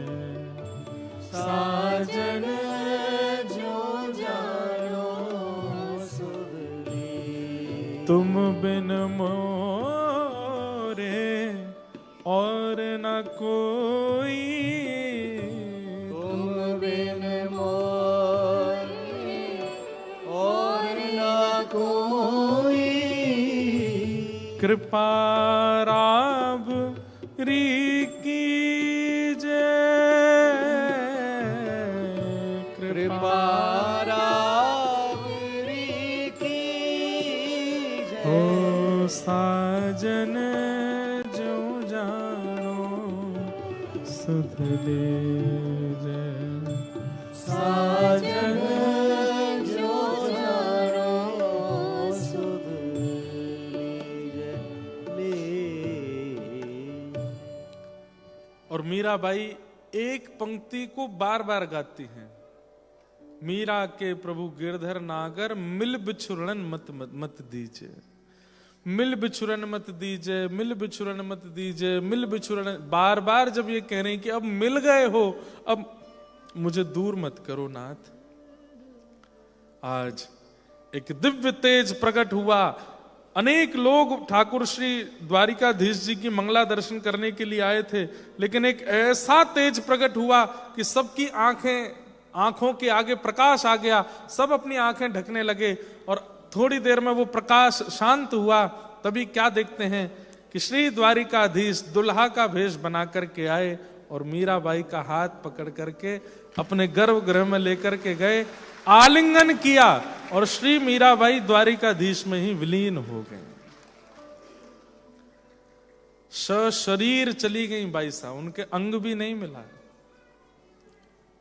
द्वारिकाधीश पुजारी जी ऐसा बोलते हैं कि पुजारी जी उनकी पीछे साड़ी के पल्लू को पकड़ के भागे रोकने के लिए, लेकिन ठाकुर जी के हृदय में प्रविष्ट होकर के वो साड़ी का थोड़ा सा अंग निकला, आज भी है, अपने अंग में प्रविष्ट हो कर लिया। बाईसा को पुकारना पड़ता है, बुलाना पड़ता है और उसमें करुणा प्रेम इनको भरना पड़ता है, तब आते हैं वो। नहीं तो ढोल नगाड़े मजीरा खूब जोर जोर से पीटते रहो, बुलाते रहो, नहीं आएंगे ठाकुर जी। उसमें करुणा होनी चाहिए। गीत गोविंद उस करुणा को प्रदान करने वाला एक विशेष सहायक है। इसलिए गीत गोविंद का पाठ नित्य करिए और करते करते करते एक स्थिति ऐसी आएगी कि जब गीत गोविंद का आप गान करेंगे, आपके नेत्र अपने आप सजल हो जाया करेंगे। और वही करुणा चाहिए ठाकुर जी को बुलाने के लिए।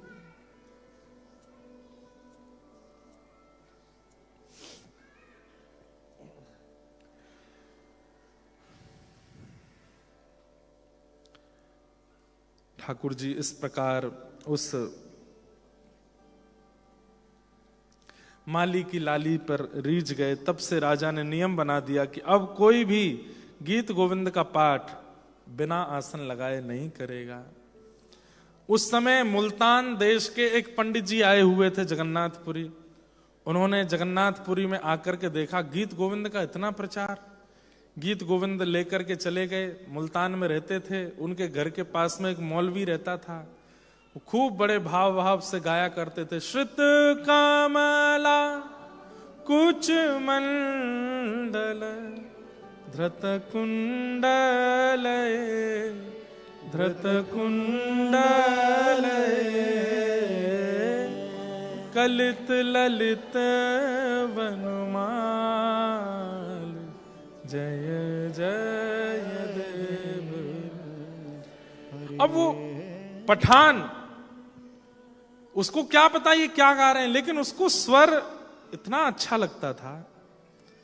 वो जा रहा होता था अपने बादशाह के पास, लेकिन पंडित जी के घर के आगे रुक करके, और उसको समय उसका निकलने का और इनका गीत गोविंद गाने का एक ही था, रुक जाता था और रुक करके खूब भाव से श्रवण करता था। मदमस्त होकर के या अब 1 महीना 2 महीना ऐसे करते करते करते वो याद हो गया। एक दिन पंडित जी नहीं थे वहां पर, पंडित जी को विलंब हो गया स्नान ध्यान सेवा में, तो वो गया और वहां खिड़की से झांकने लगा कि आज क्यों नहीं गा रहे हैं। अब जब बहुत देर तक पंडित जी की आवाज नहीं आई तो बाहर से वो पठान ही गाने लगा। दिन मणि मंडल मंडन भवखंडन भवखंडन यदुकुल नलिन दिनेश जय जय देव हरे। ओ यदुकुल नलिन दिनेश। ये स्वर सुनते ही पंडित जी दौड़े, कौन गा रहा है, कौन गा रहा है? तो देखा महाराज लंबी दाढ़ी, सिर पर पाग जो पहनते हैं वैसी पहनी है, और महाराज वो पठान गा रहा है बाहर खड़े होके। पंडित जी के तो नेत्र सजल हो गए। उसने कहा भैया ये तुमको याद कैसे हो गया? बोले कि आप रोज गाते हैं, मैं रोज सुनता हूं, मुझे बहुत अच्छा लगता है। मुझे नहीं पता इसका अर्थ क्या है, इसका भाव क्या है, इससे होगा क्या, पर मुझे बहुत अच्छा लगता है। मेरा मन नृत्य करता है जब मैं इसको सुनता हूं। ये आपके खुदा को बुलाने का कोई तरीका है क्या? बोले हाँ, हमारे भगवान प्रसन्न होते हैं इससे। ता सुनवे राधा रमण अवश्य पधारे। इसको सुन के ठाकुर जी आते हैं। एक और गीत गोविंद याद करा दिया, एक दो गीत गोविंद उसको याद करा दिए। उसने कहा मैं रोज गा सकता हूं इसको। बोले गाओ, लेकिन एक चीज का ध्यान रखना। बोले क्या? आसन लगा लेना। तो वो क्या करता था पता है? घोड़े पर बैठ करके गाता था और घोड़े पर अपने आगे आसन लगाता था और घोड़े पर बैठ के टुकड़ुक टुकड़ुक घोड़ा चलता उसी पे गाता था। एक दिन बहुत जल्दी में था, आसन रखना भूल गया और बस गाने लगा। कालिय विषधार गंजन जन रंजन जन रंजन यदुकुल नलिन दिनेश जय जय देव हरे। यदुकुल नलिन दिनेश जय जय देव हरे। हे अभिनव जलधर सुंदर धृत मंदर धृत मंदर श्रीमुख चंद्र चकोर जय जय देव हरे। ओ श्रीमुख चंद्र चकोर जय जय देव हरे। राधे कृष्ण हरे गोविंद गोपाला नंद जी को लाला यशोदा दुलारा जय जय देव हरे। राधे कृष्ण हरे गोविंद गोपाला नंद जी को लाला यशोदा दुलारा जय जय देव हरे। अब वो तो घोड़े पर बैठ करके गा रहा था बड़े प्रेम से, श्री मुख चंद्र चकोर जय जय देव हरे, और भाव से नेत्र बंद करके घोड़े पर चाबुक मारता जाए, गाता जाए। भूल गया कि आसन नहीं रखा। इतने में ही क्या हुआ, मुल्तान में उसके घोड़े के आगे आंख खोल करके देखा तो सांवरे सलोने बड़े बड़े नेत्र और ठाकुर जी ऐसे भुजा करके उल्टे दौड़ रहे हैं। उसने कही हैं ये कैसा बालक है, नीला नीला सा बालक उल्टा दौड़ रहा, इतनी तेज दौड़ रहा है घोड़े के पीछे। घोड़ा रोका, ए लाला इधर आओ। कौन हो भाई, ऐसे उल्टा क्यों दौड़ रहे हो? ठाकुर जी मुंह बना के बोले, दारी के तेने आसन ना लगायो मेरो, और तू गा रो है। अब मेरो तो नियम है गीत गोविंद कहीं भी गायो जाए तो मैं तो सुनवे आ जाऊं, तेने आसन ही ना दियो तो दौड़ दौड़ के सुनना हूं। उतर गया घोड़े से, बोले आप हिंदुओं के भगवान हो। इतना कहा, ठाकुर जी वहां से अंतर ध्यान हो गए, रोने लगा, भावुक हो गया, व्याकुल स्थिति में दौड़ा, पंडित जी के पास गया। बोले मैंने देखा। किनको देखा? बोले उन्हीं को देखा। बोले किनको देखा? बोले अभिनव जलधर सुंदर धृत मंदर ए, जो अभिनव यानी कि गहरे जल के समान जिसके अंग की कांति है, और जो अपनी कन्नी उंगली पर धृत मंदर यानी कि पर्वत को उठाते हैं, श्रीमुख चंद्र चकोर, जो अपनी प्रियश्री श्री राधा रानी को देखने के लिए चकोर बन जाते हैं, उनको मैंने देखा। पंडित जी तो बोले कि मैं इतने दिन से गा रहा हूं, मुझे नहीं दिखे, तुझे दिख गए? कैसे? बोले आसन नहीं रखा था मैंने। आप भी ऐसा मत करना कि आसन बिना रखे गाओ। दौड़ करके मुगल राजा के पास गए, इस्तीफा पत्र दे दिया। बोले क्या करोगे? अरे सेनापति कहां जाओगे पठान जी? बोले अब तो वहीं जाएंगे जहां ये श्याम सुंदर रहते हैं। और सब छोड़ छाड़ करके वृंदावन चले गए, और वृंदावन में यमुना जी के तट पर ब्रज बीथियों में बस यही गीत गोविंद गाते गाते उस मुगल ने, उस पठान ने ठाकुर जी में अपना जीवन अर्पित कर दिया। ऐसे हमारे ठाकुर जी गीत गोविंद से इतना प्रेम करते हैं, इतना प्रिय है ठाकुर जी को।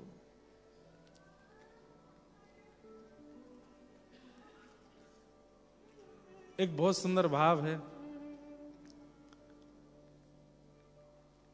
किशोरी मोहे अपनो कर लीजे लाडली। मन में चिंता होती है, माली की लाली को मिल जाते हैं आप, एक पठान को भी मिल जाते हैं भक्ष भक्ष खाने। हम तो उनसे बढ़िया ही हैं ना, पठान से तो ठीक ही हैं, उस मौलवी से तो बढ़िया ही हैं। ठीक है, उनकी भक्ति भावना श्रेष्ठ तो होगी, लेकिन हम में नाथ इतनी कमी नहीं है कि जो आप हमसे मिल नहीं रहे हो। थोड़े तो ठीक ही हैं हम। हे नाथ कृपा करो, लेकिन नाथ नहीं कृपा करेंगे तो श्री जी कृपा करेंगे।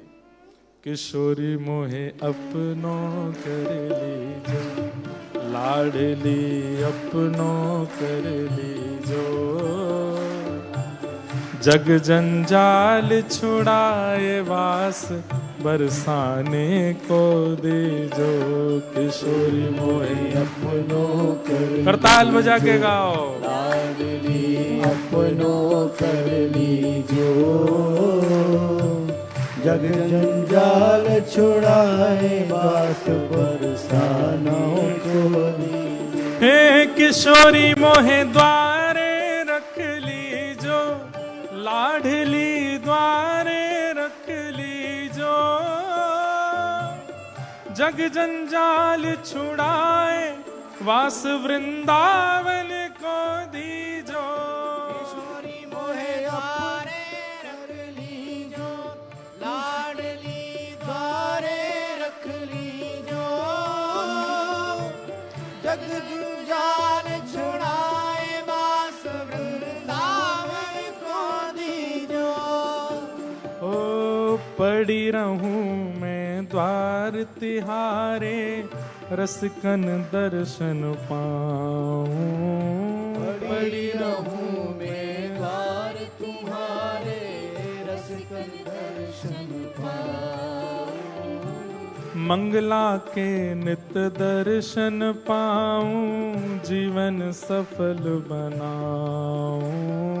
मंगला के नित दर्शन पाऊं, जीवन सफल बना। हे किशोरी मोहे द्वारे रख लीजो, लाडली द्वारे रख लीजो,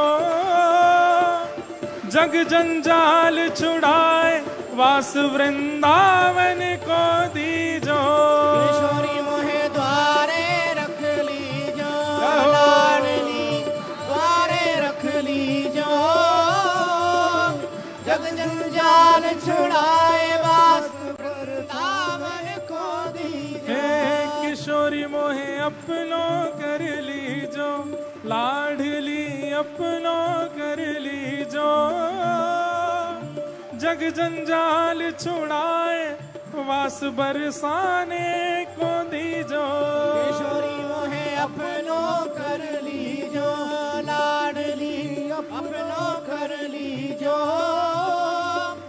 जग जंजाल छुड़ाए बास बरसाने को दीजो राधे राधे राधे राधे राधे जय श्री राधे राधे राधे राधे राधे राधे राधे राधे राधे राधे राधे राधे राधे जय श्री राधे राधे राधे राधे राधे राधे राधे ओ जय जय श्री राधे जय जय श्री राधे जय जय श्री राधे जय जय श्री राधे करुणामयी राधे जय जय श्री राधे करुणामयी राधे जय जय श्री ओ राधे राधे राधे राधे राधे राधे जय श्री राधे राधे राधे राधे राधे राधे जय श्री राधे राधे राधे राधे राधे राधे जय श्री राधे राधे राधे राधे राधे राधे जय श्री राधे भोर हो तो महलन में थारे सेवा में निस जाऊं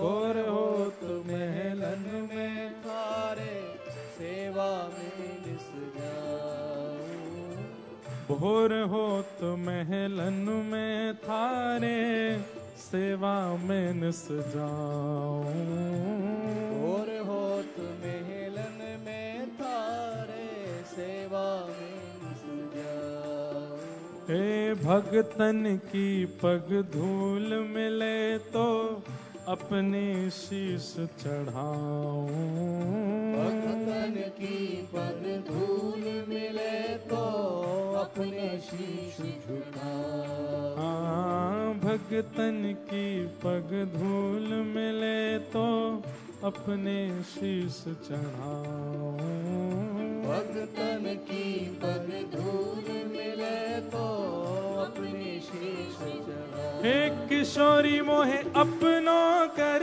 लीजो लाडली अपनो कर लीजो जग जंजाल छुड़ाए वास वृंदावन को दीजो किशोरी मोहे अपनो कर लीजो लाडली अपनो कर लीजो जग जंजाल छुड़ाए बास बरसाने को दीजो हे किशोरी मोहे सेवा में लीजो लाडली सेवा में लीजो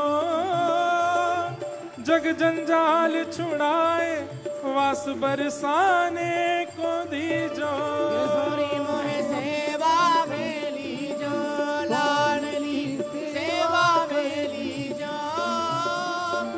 जग जंजाल छुड़ाए बास बरसाने बोलो बरसाने वारी की हो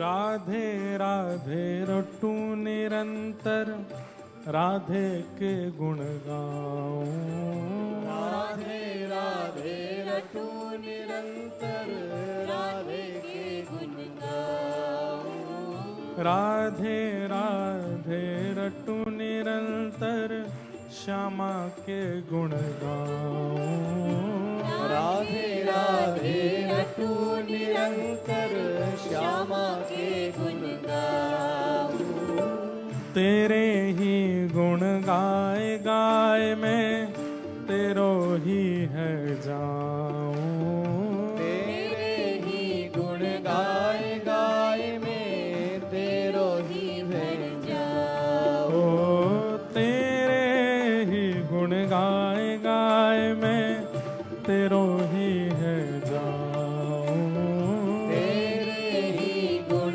गाए गाए मैं तेरो ही बन जाऊं हे किशोरी मेरी किशोरी मेरी विनय मान लीजो, लाडली विनय मान लीजो। जग जंजाल छुड़ाए वास वृंदावन को दीजो। किशोरी मेरी विनय मान लीजो, लाडली विनय मान लीजो। जग जंजाल छुड़ाए वास वृंदावन को दीजो। हे किशोरी मोहे अपनो कर लीजो, लाडली अपनो कर लीजो। जग जंजाल छुड़ाए वास वृंदावन को दीजो। किशोरी मोहे अपनो कर लीजो, लाडली अपनो कर लीजो। जग जंजाल छुड़ाए वास वृंदावन को दीजो। राधे राधे राधे राधे राधे जय श्री राधे। राधे राधे राधे राधे राधे जय श्री राधे। राधे राधे राधे राधे राधे जय श्री राधे। राधे राधे राधे राधे राधे जय श्री राधे। जय जय श्री राधे, जय जय श्री राधे। जय जय श्री राधे, जय जय श्री राधे। जय जय श्री राधे, जय जय श्री राधे। जय जय श्री राधे, जय जय श्री ओ राधे। जय राधे राधे राधे राधे राधे जय श्री राधे। राधे राधे राधे राधे राधे जय श्री राधे। राधे राधे राधे राधे राधे जय श्री राधे। राधे राधे राधे राधे राधे जय श्री किशोरी राधे। मेरी, किशोरी मेरी, जय हो। किशोरी मेरी विनय मान लीजो, लाडली विनय मान लीजो। जग जंजाल छुड़ाए वास वृंदावन को दीजो। किशोरी मेरी विनय मान लीजो, लाडली विनय मान लीजो। जग जंजाल छुड़ाए वास वृंदावन को दीजो।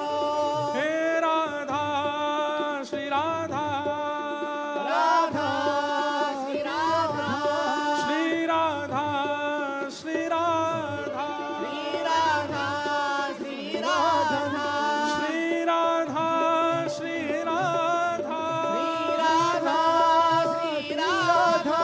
मेरी राधा प्यारी राधा, मेरी राधा प्यारी राधा।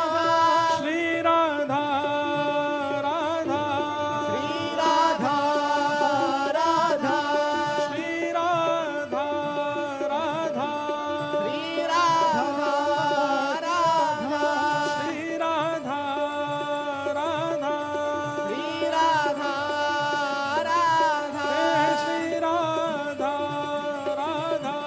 श्री राधा जय राधा। जय श्री श्री राधे, जय जय श्री श्री राधे। राधे, जय जय श्री श्री राधे।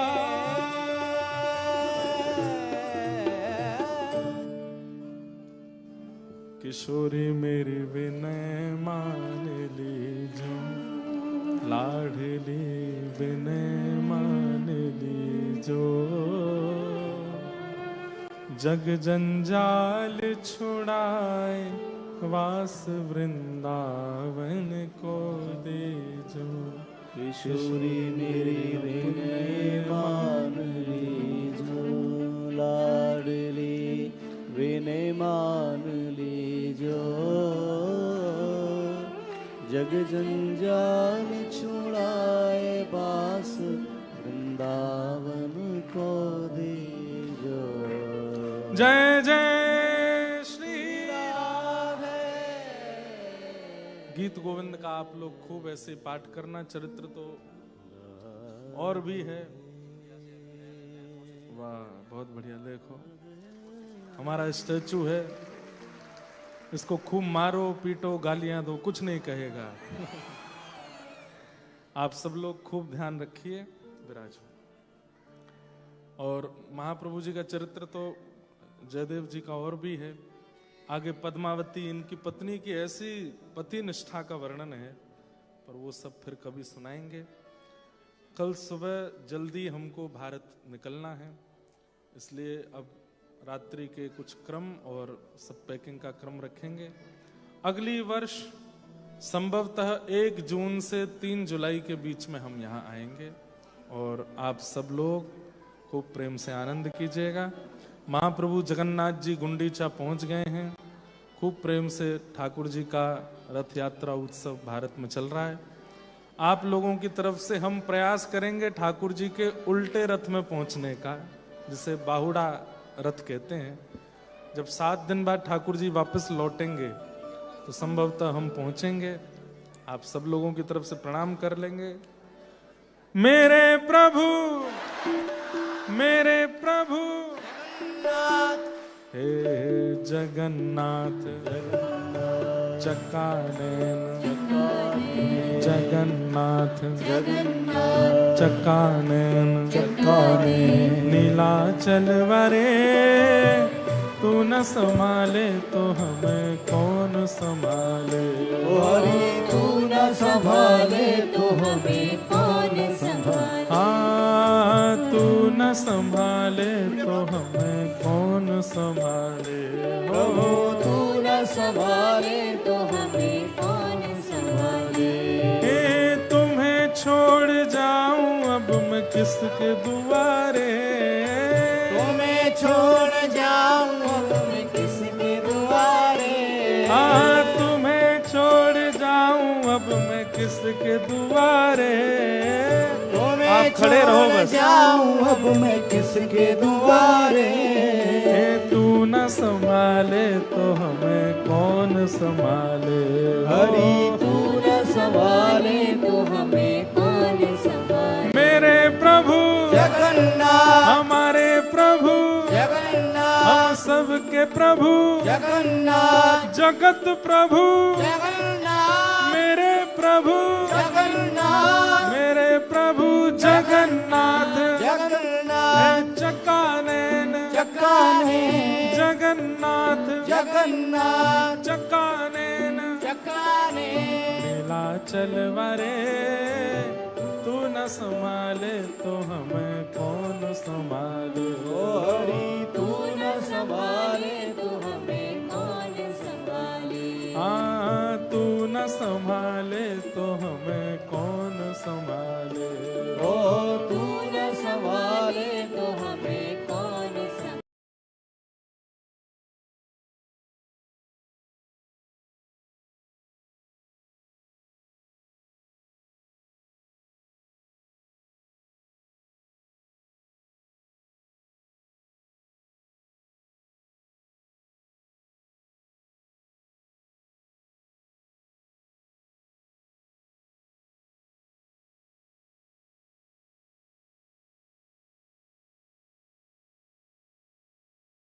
तो हमें कौन संभाले। मेरे प्रभु जगन्नाथ जगन्नाथ चक्कानयन चक्कानयन जगन्नाथ जगन्नाथ चक्कानयन चक्कानयन नीलाचल वरे तू न संभाले तो हमें कौन संभाले। ओ हरि तू न संभाले तो हमें कौन संभाले।